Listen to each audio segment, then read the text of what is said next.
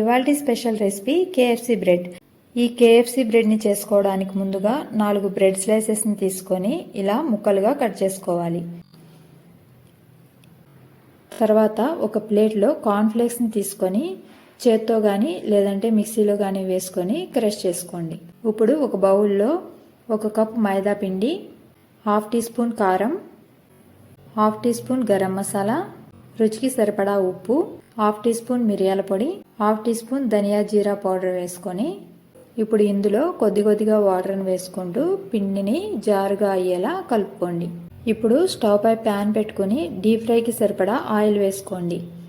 Oil heat అయిన తర్వాత మనం ముందుగా కట్ చేసుకున్న బ్రెడ్ పీసెస్ని మైదా మిశ్రమంలో ముంచి ఇలా కార్న్ఫ్లేక్స్ని కూడా అంటించుకొని ఆయిల్లో వేసుకోండి.